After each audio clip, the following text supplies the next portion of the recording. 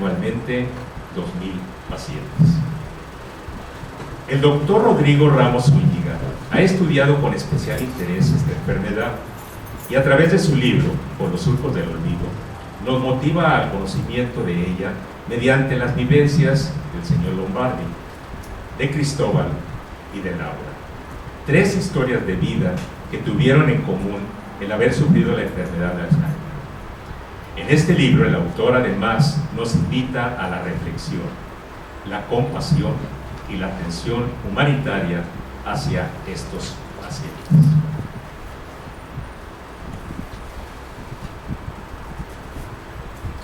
Siguiendo con el orden del día, me permito dar lectura a los datos curriculares del ponente doctor Rodrigo Ramos Zúñiga. El doctor Rodrigo Ramos Zúñiga es originario de Autlán de la Grana, Jalisco. Es médico cirujano y partero, egresado de la Universidad de Guadalajara, especialista en neurocirugía por la Universidad de Guadalajara y con su especialidad en microneurocirugía cerebrovascular por la Universidad de Zurich, Suiza. Cuenta con maestría y doctorado en neurociencias. Es miembro del Sistema Nacional de Investigadores del CONACYT y del Sistema Estatal de Investigadores. Es jefe del Departamento de Neurociencias del Centro Universitario de Ciencias de la Salud de la Universidad de Guadalajara y profesor investigador titular C del mismo centro. Entre su producción científica destaca la autoría y coautoría de libros especializados en neurocirugía. Ha publicado en Archivos de Neurociencias y Revista de Neurociencias en México, Revista de Neurología en España, Minimal Invasive Neurology en Alemania, Neurosurgery and Scientific American en Estados Unidos de América, además de múltiples citaciones en publicaciones internacionales. Es autor de la novela Sangre de Grana, contextualizada en el Autlán colonial, con base en investigaciones históricas propias, y del libro El Nochetzli, perdido de Autlán, fruto de un trabajo de investigación sobre la grana cochinilla en la región de Autlán. Es consocio de la Benemérita Sociedad de Geografía y Estadística del Estado de Jalisco. Por lo tanto, les pido que recibamos al doctor Rodrigo Zúñiga con un aplauso.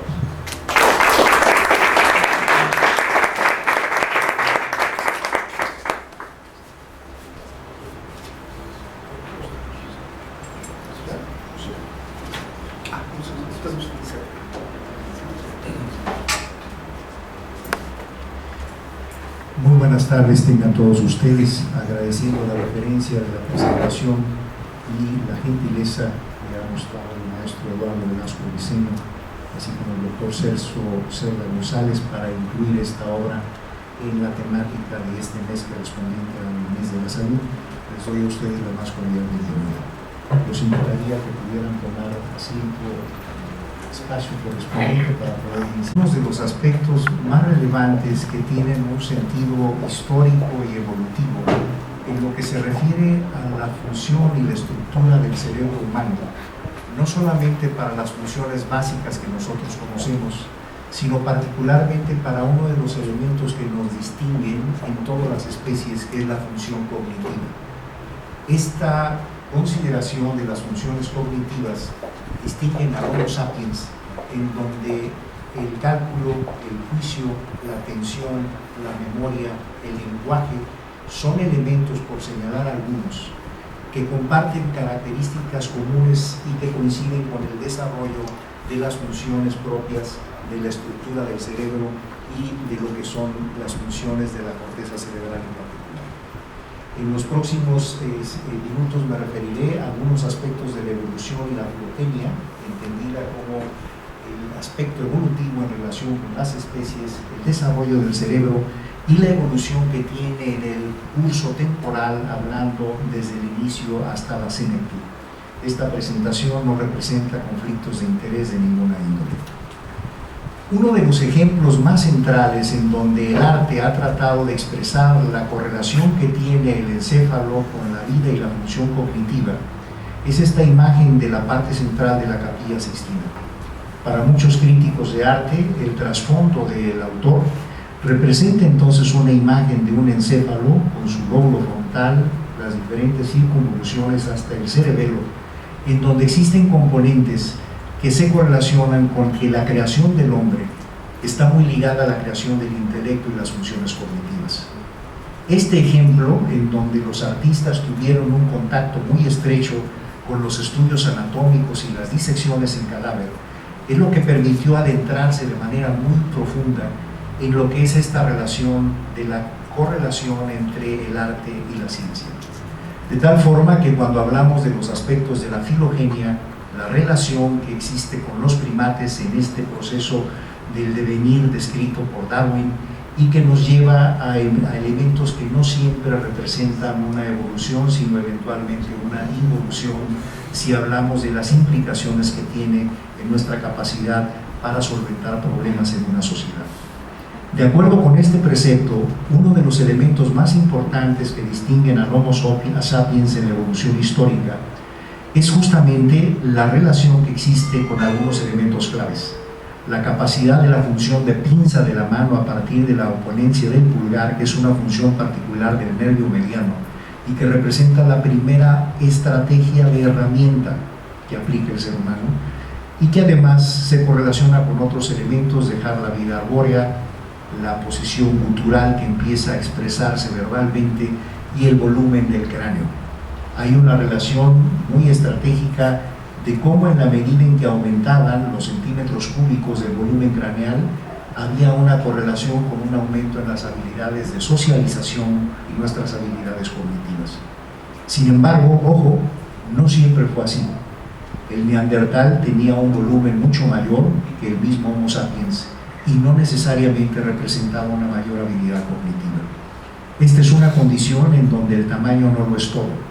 Y las características cualitativas de cómo están esta red intrincada del tapete neuronal es una de las características más importantes para distinguir entonces cómo hemos ido adquiriendo en el curso de la historia y de la evolución filogenética nuestras propias habilidades. Un ejemplo de ello es en Atapuerca, en donde en la cima de los huesos hay una serie de descripciones en donde se hace estudios paleoantropológicos y se identifica entonces ya la vida social hasta las enfermedades que podíamos haber identificado en ese tiempo, que se llama una infección en el hueso, denominada osteomielitis, y eventos traumáticos y las condiciones propias derivadas de la bipedestación y los cambios degenerativos en la columna. Algunos de estos elementos nos llevaron a analizar la relación entre la estructura y la relación que además tuvo con algunos de los fenómenos más primitivos que fueron las trepanaciones en Sudamérica y en algunas otras partes del mundo. Esto, bajo un pensamiento místico en su origen, permitió resolver una serie de dudas que en ese momento existían y que, como una nota curiosa, estos trépanos siguen salvando vidas ahora cuando hablamos de un coágulo en particular que se llama hematoma sutural, que representa entonces una estrategia que sigue siendo válida de forma contemporánea hasta nuestros días. Con esta consideración, la imagen de la estructura anatómica desde la parte del cráneo tuvo un reto fundamental, que era encontrar el sitio del alma. Y esto en una correlación muy puntual con la parte donde residen los sentimientos y las emociones del individuo. Por esa razón, transitamos de los humores, de los ventrículos en la cavidad craneal, hasta descubrir entonces esta estructura maravillosa que representa el encéfalo humano, y que esto, 1,5 kilos aproximadamente de peso, encierra una gran cantidad de fenómenos que nos permiten no solamente desarrollar esta vida de relación, sino lo que hoy denominamos el cerebro cognitivo, el cerebro social, y lo que nos ha permitido enormes avances en la vida comunitaria. Sin embargo, el desconocimiento que prevaleció en una fecha en la historia acerca del cerebro fue fundamental para sustentar lo que hoy llamamos la teoría cardiocéntrica. Hoy en día el corazón sigue siendo para la literatura y para el arte una estructura y un órgano central como expresión del sentimiento.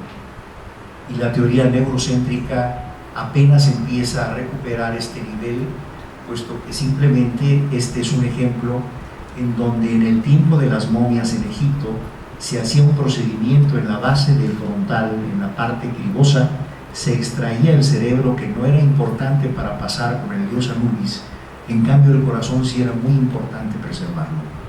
El acceso anatómico al corazón era más sencillo que abrir una bóveda craneana dura, y que de hecho este es uno de los abordajes quirúrgicos que actualmente siguen siendo vigentes para la pituitaria o para la hipófisis.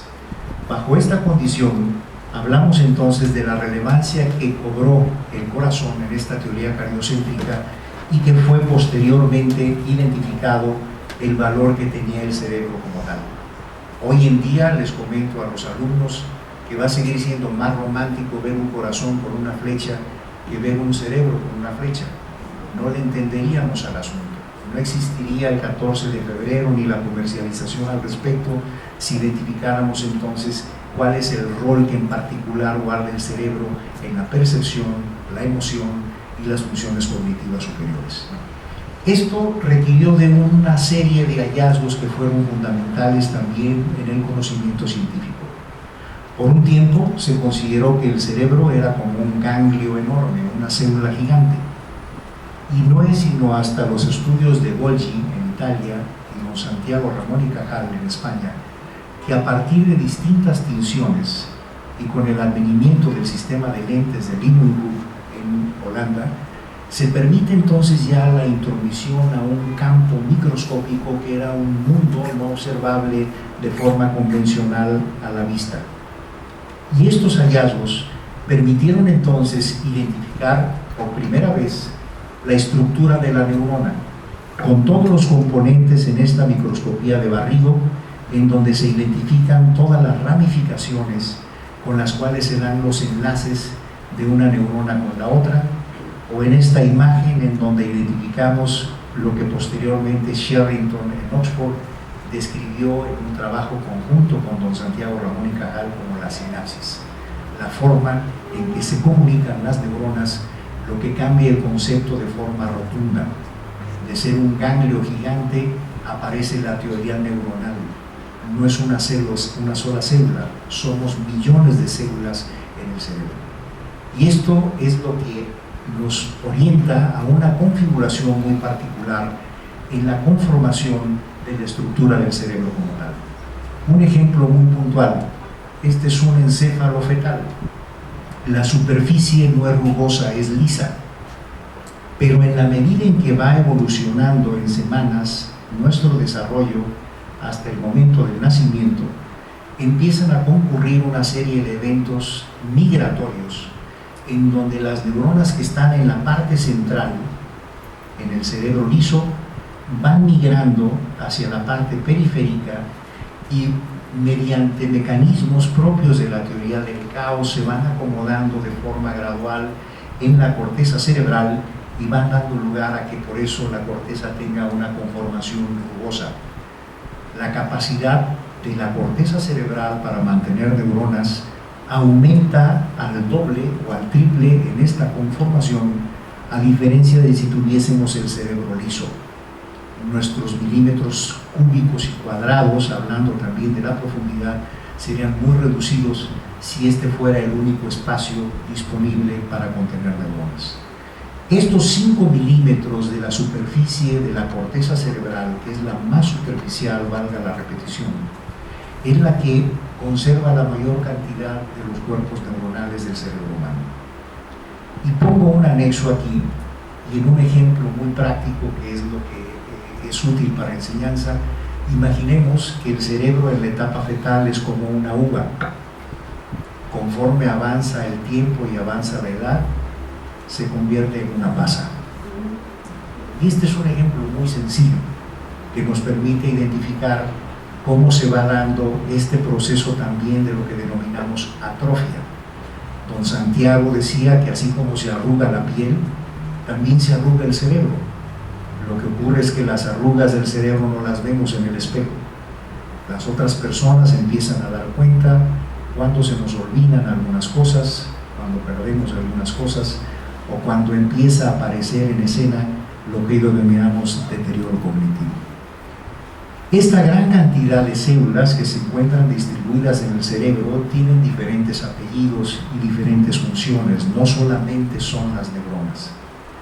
Pero baste aclarar por ahora que esta especialización es lo que permite que se trabaje en equipo de forma coordinada, llegando a su sitio, que es la corteza cerebral, la parte más superficial, y generando una serie de redes o circuitos sinápticos.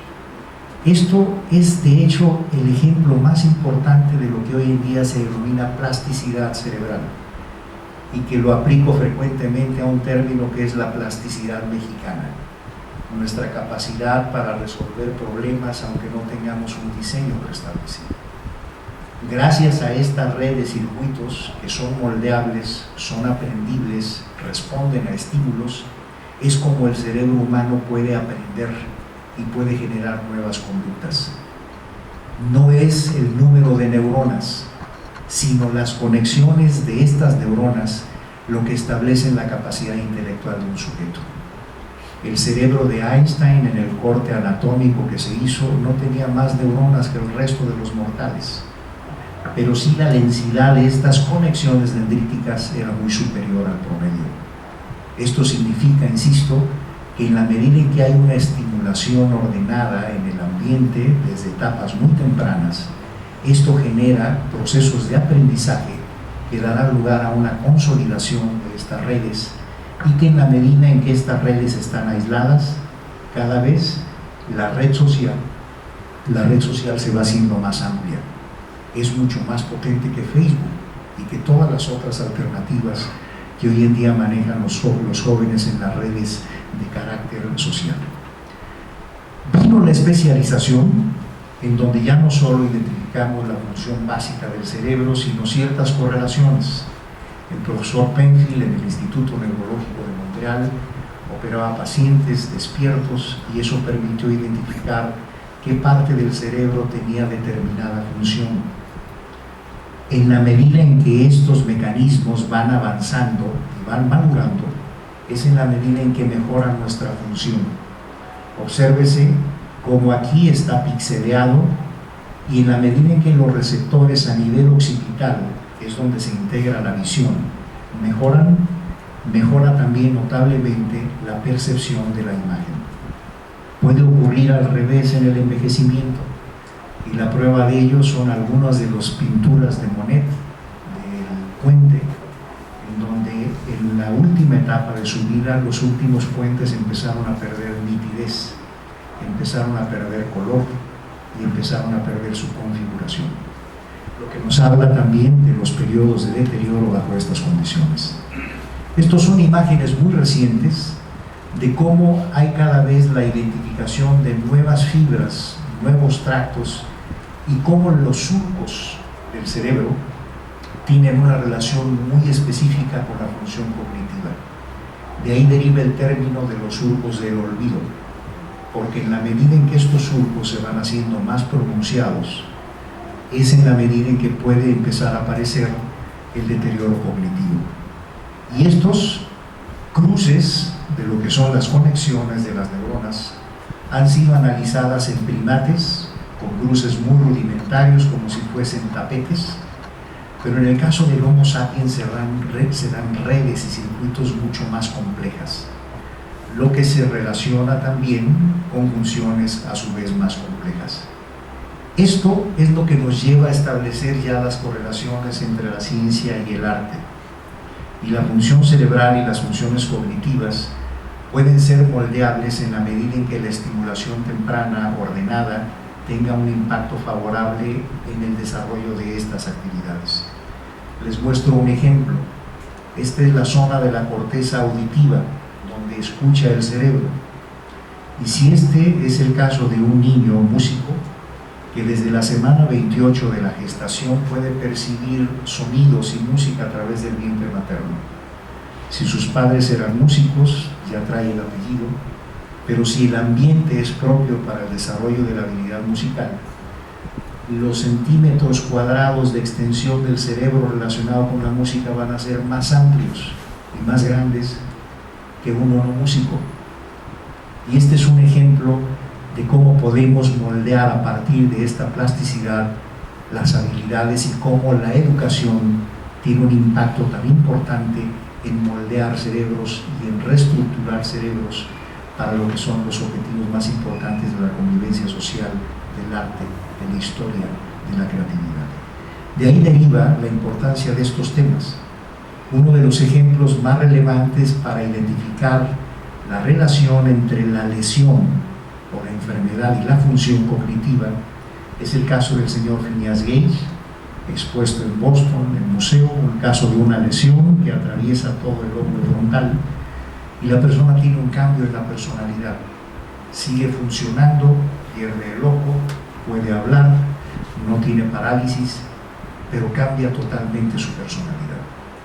Y este es un ejemplo que también establece la relación entre la conducta y la estructura del cerebro que hoy en día podemos mapear y podemos rastrear de acuerdo a distintos tipos de alteraciones y cómo entonces podemos identificar esa función con estimulación específica en el caso del cerebro humano. Este es un ejemplo también de cuando existen estímulos no apropiados y ustedes pueden observar cómo esta parte de la corteza cerebral se encuentra bien alineada y cómo esta corteza cerebral está totalmente caótica y desorganizada. Y esto es el efecto del alcohol en la etapa fetal. Lo que da lugar entonces a que una serie de factores que pueden intervenir o interferir con este desarrollo en la etapa fetal pueden ser causa de una serie de malformaciones o reconfiguraciones en algunas de las estructuras del cerebro humano en el caso de enfermedades, o también puede ocurrir en el caso de la compensación ante una función perdida.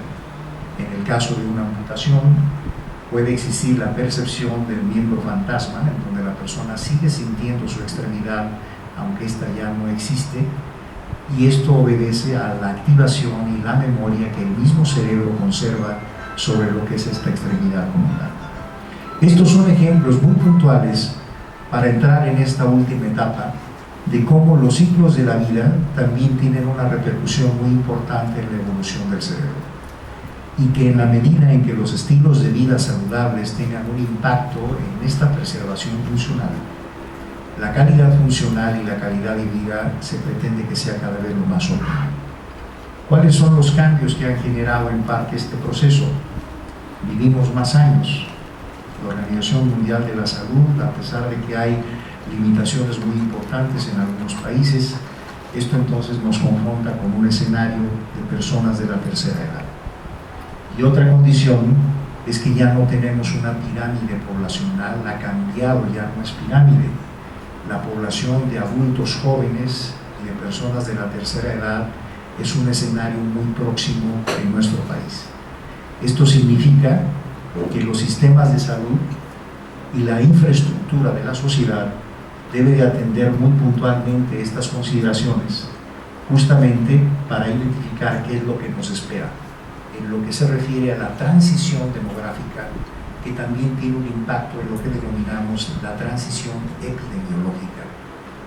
Nuevas condiciones, nuevas patologías de carácter degenerativo y también toda una infraestructura que hoy en día ya es necesaria para justamente considerar que la senectud y el deterioro cognitivo pueda tener no solamente un trato y atención digna, sino una atención de calidad de acuerdo a los estándares internacionales de la Organización Mundial de la Salud. Esto ha sido analizado desde el punto de vista de diferentes patologías que afectan al cerebro. La epilepsia no tiene muchos cambios de expectativas para el 2030, pero si evaluamos demencias, Parkinson tienen un crecimiento en expectativa importante. Esto significa que desde el punto de vista educativo y desde el punto de vista del crecimiento de la población, el escenario será distinto y tendremos que estar atentos a este tipo de condiciones. Insisto que el deterioro cognitivo no solamente es hablar de Alzheimer, o hablar de demencia. Hay muchas otras condiciones propias de la tercera edad que pueden dar lugar a una situación de esta naturaleza y que como tal los síntomas como aparecen habitualmente requieren de una atención específica. Por ejemplo, la depresión es una causa muy frecuente de deterioro cognitivo que puede pasar inadvertida, o los medicamentos, o bien otras enfermedades concomitantes que pueden dar lugar a esta condición. Llegamos a un punto en donde integramos la neurobiología y la conducta. Significa que las distintas estructuras del cerebro no solamente se relacionan con la habilidad para el pensamiento superior, sino también para la percepción y las emociones. Y esta es una condición que decae en las personas que tienen esta atrofia tan marcada, que es la disminución del volumen en masa de la corteza cerebral en una persona que tiene la enfermedad de Alzheimer.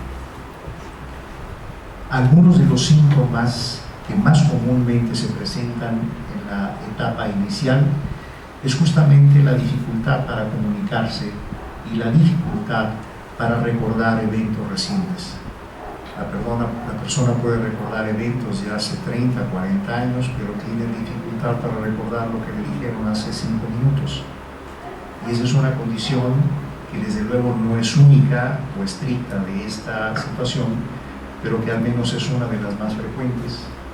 Existen diferentes etapas: la etapa de inicio, una etapa intermedia que ya se asocia a cambios conductuales, y una etapa mucho más tardía, que es en donde hablamos de una persona que es totalmente dependiente y que requiere de atención especializada.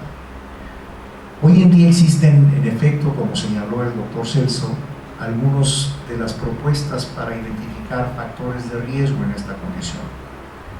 Y cuando hay insultos repetidos al cerebro en el curso de la vida, además de tener predisposición en el apellido o en los genes, son probablemente los elementos más importantes para potenciar el desarrollo de este deterioro cognitivo. Este es un ejemplo de los cambios que tiene un cerebro con traumatismos múltiples en estudios que se han hecho con futbolistas de fútbol americano, y en donde estos cambios se han asociado a la aparición de estos cambios también tempranos en la estructura del cerebro. Cada cerebro es distinto, tiene una individualidad, pero guarda elementos comunes en lo que es su perspectiva funcional. Y es importante que los profesionales estemos al tanto de este cambio del paradigma, en donde los elementos tecnológicos y la innovación nos permitan hacer diagnósticos más oportunos, establecer estrategias preventivas, recurrir a lo que hoy denominamos rehabilitación cognitiva, que significa que no solo es en la infancia, sino también en la tercera edad, en la medida en que el individuo lleve una agenda de estimulación cerebral ordenada. Eso le permite entonces mantenerse creativo y reactivo en preservar estas identidades de conexión. Hay un estudio muy interesante en gemelos, en donde uno tiene altos estudios y el otro tiene estudios muy limitados. La influencia biológica es la misma, pero las habilidades cognitivas de quien tiene altos niveles de estudios y realiza actividades creativas le dan mayor expectativa y mayores recursos para compensar el deterioro cognitivo, hecho que no ocurre en quienes no han tenido este desarrollo intelectual. De ahí deriva entonces una serie de medidas que la Organización Mundial de la Salud ha propuesto como medidas primarias para evitar los factores de riesgo que son modificables. Hay algunos que no podemos modificarnos, no podemos quitarnos el apellido, pero sí podemos cambiar muchas de las prácticas cotidianas que pueden ser lesivas a la función cerebral. La prevención secundaria, el tener acceso a diagnósticos oportunos y tratamientos apropiados, y las prevenciones de carácter terciario, que es ya la atención específica que requieren pacientes que están aquejados de esta condición y que necesitan de una serie de condiciones en el contexto inmediato, pero también en el contexto social, los grupos de autoayuda, reducir el estigma y la discriminación y procurar la integración social.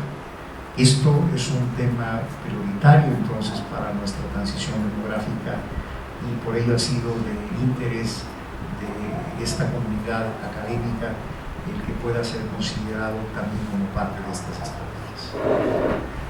Generar foros, producir información científica, vincularla con la vida diaria en lo cotidiano, es lo que va a permitir que en términos de reciprocidad, un hijo que está atendiendo a su madre con demencia ya muy avanzada, permite entonces que todos los recursos individuales, familiares y que tiene el Estado en la perspectiva sanitaria, permitan entonces que esta reciprocidad, al menos de equidad en términos muy elementales, pueda cumplir con las personas que han estado generaciones antes que nosotros.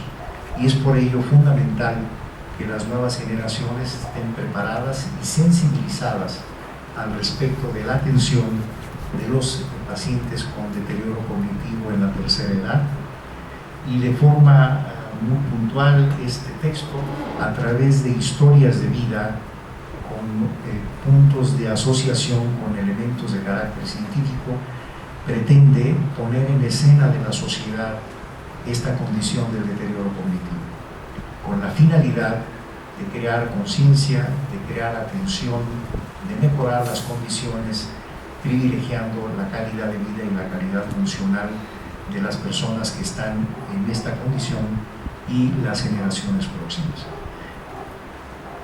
Finalmente, deseo relatar un texto de Box en donde habla de que somos nuestra memoria y ese quimérico museo de formas inconstantes, ese montón de espejos rotos cuando esta parte se quiebra en la atención de la función cognitiva, es uno de los retos más importantes también a reconstruir con una serie de elementos que hoy tenemos vigentes en las estrategias terapéuticas y que permitan que esta condición sea lo más llevadera posible en términos de calidad funcional y calidad de vida.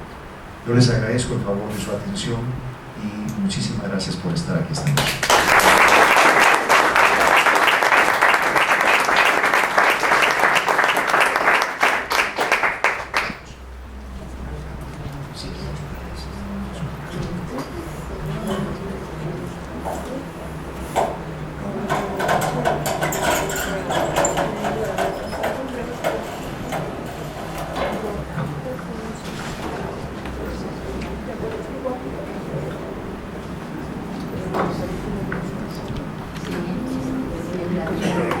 Tenemos todavía algunos minutos para poder plantear comentarios o preguntas al doctor Rodrigo Ramos Zúñiga.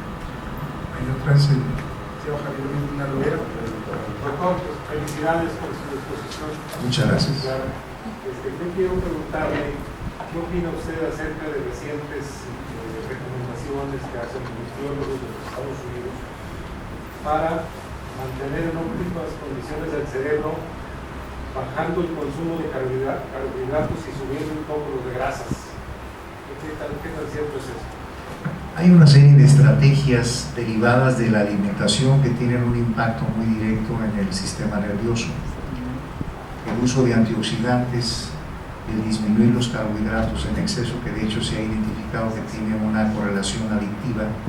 Estamos iniciando de hecho un proyecto de investigación en donde hay cierta asociación entre altos niveles de glucosa, en el caso de los diabéticos, y aparición más temprana de deterioro cognitivo. El asunto de las grasas es otra de las propuestas como para tratar de sustituir, aunque en el caso específico de las grasas no hay estudios a largo plazo con suficiente evidencia que puedan sustentar la sustitución, pero lo que sí hay evidencia es tener un mayor control de los carbohidratos. Por ello, hoy en día se considera ya como una pandemia internacional el caso de la obesidad y el consumo con altas concentraciones de carbohidratos, que incluso se ha identificado que tiene el azúcar como tal un comportamiento adictivo. También hay una adicción al azúcar y este es uno de los parámetros, pero en términos generales las recomendaciones de la Organización Mundial de la Salud: socializar el consumo de vino tinto de forma moderada, el uso de antioxidantes, la dieta mediterránea, el ejercicio y las actividades de carácter cognitivo, particularmente si se hacen en grupo, además del ejercicio, son las mejores recomendaciones para la preservación de la función cognitiva. Hola, doctor, buenas noches. Dos preguntas. Uno, ¿qué tan cierto es que la aparición de nuevas enfermedades o recurrentes enfermedades en menores, incluso jóvenes, adolescentes con problemas de demencia o de, digamos, registros tempranos de Alzheimer a la edad temprana, han tenido que ver con toda esta serie de telecomunicaciones, Wi-Fi, celulares y demás? Y si eso es un llamado, digamos, de prevención o alerta para evitar lo menos posible, sí aprovechar las comunicaciones, pero en condiciones de resguardo, de protección, de, digamos, responsabilidad en el manejo apropiado de estos aparatos. Y dos, advierte usted que hay compromiso efectivo del Estado mexicano en resolver esta problemática que advierte ya hacia los próximos años, o esto va a quedar en manos para variar de la propia sociedad civil en su propia, digamos, en su espacio núcleo familiar en particular para resolver problemas de sus propios miembros, no un problema de Estado, sino un problema de familia, como sigue siendo hasta la fecha. La primera de ellas es de que existen casos familiares de aparición de deterioro cognitivo temprano, pero el elemento más importante que se ha sustentado es el de carácter genético, porque son grupos familiares que están asociados a un patrón genético muy específico. Existen sí otros elementos que concurren en generaciones jóvenes, como son el alcohol, las drogas y los traumatismos repetidos, que pueden hacer que si alguien tiene la carga genética, si se suma este tipo de factores o insultos al cerebro, pues la expresión del proceso demencial podrá ocurrir más temprano que en condiciones como puramente asociadas a la edad. Y en referencia a lo que son los dispositivos electrónicos, ciertamente están permeando mucho lo que es el formato de comunicación humana. Nos alejan de personas cercanas, nos acercan a personas lejanas, pero está replanteándose entonces en esto el cambio en lo que es la comunicación, pero no necesariamente que sea un factor de deterioro cognitivo, pero sí de déficit de atención. Esto sí es una condición porque eso es una estimulación caótica, no es una estimulación ordenada. Entonces, una de las situaciones que ocurren con los dispositivos inteligentes que no garantizan un uso inteligente es que justamente existe más ansiedad, más periodos de crisis de ansiedad o de déficit de atención asociado a la dependencia que existe en las nuevas generaciones o simplemente trastornos del sueño. Un fenómeno muy frecuente que está ocurriendo son trastornos del sueño en niños y jóvenes por utilizar este tipo de dispositivos, que hace entonces que disminuya mucho su rendimiento cognitivo, pero no es una demencia, es un déficit de atención propiciado por la sobreestimulación caótica, que es muy diferente a la estimulación ordenada de una estimulación temprana y dirigida para moldear el cerebro. Y en efecto, las propuestas en este momento en el orden de la infraestructura sanitaria son muy limitadas y han sido de visión muy corta. Por esa razón, este tipo de entidades coincide con muchos patrones de enfermedades neurodegenerativas, en donde finalmente la sociedad civil, las familias y las personas sensibilizadas con este proceso han rebasado al Estado en el sentido de proponer nuevas estrategias para esta situación que no es la de mañana. Hoy en día estamos ya viviendo con muchas personas en esta condición que no están en condiciones dignas tampoco. Sí, felicidades, doctor, muy interesante y muy ameno. Quería preguntarle cuál es su opinión sobre la capacidad, no de regeneración, sino de suplir la pérdida de tejido por traumatismos o por otras razones en el cerebro. No, es decir, no se puede regenerar, pero ¿cuál es su opinión de que las nuevas sinapsis se adapten a llevar una vida normal? Porque en el Instituto de Biología y Medicina Experimental, ratones sobrevivientes con medio cerebro tienen un comportamiento normal. En efecto, aquí hay un paradigma que ha cambiado, doctor. Por un lado es que apelamos a la plasticidad cerebral cuando hay una lesión, en el sentido de que las estructuras circunvecinas retoman esa función. Es un sistema muy inteligente.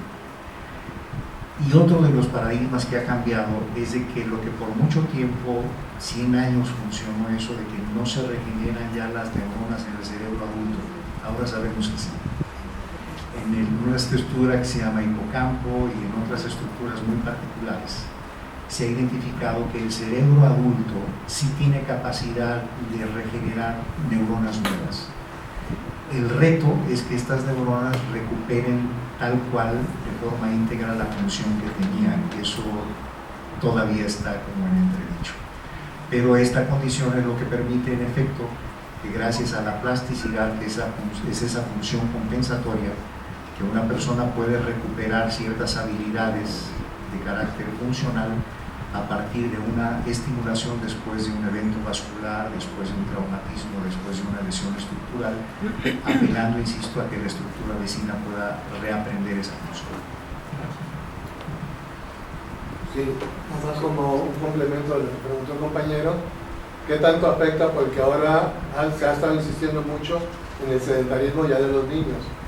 Entonces, el cerebro desde niños empieza a recibir falta de oxigenación en el cerebro. ¿Qué tanto con el tiempo puede afectar? Porque pues, dicen que entre más ejercicio el cerebro se dinamiza más. Entonces ya los niños ya no corren, ya no juegan, están todo el día. ¿Qué tanto puede afectar a las futuras generaciones? Que desde niños ya se pierda el ejercicio. Si a los viejos le dicen que muévete, pero los niños no se mueven. En efecto, son dos impactos en este orden. Uno de ellos es la pérdida de habilidades psicomotrices, que eso permite vigencia también de las funciones cognitivas. Por eso el ejercicio es tan importante para mantener esta actividad. Pero por otro lado es un asunto, un problema de orden metabólico. La inactividad es obesidad, y la obesidad hay una conexión muy estrecha con diabetes potencial en corto plazo. Y eso entonces adelanta muchísimos eventos en el caso de esta generación de personas jóvenes que están en este perfil.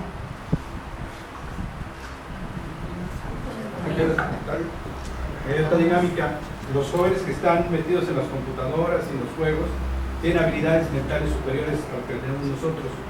Aquí hay una dinámica que se confunde mucho, que está sucediendo. Entonces, el cerebro se activa en función, pero no el cuerpo.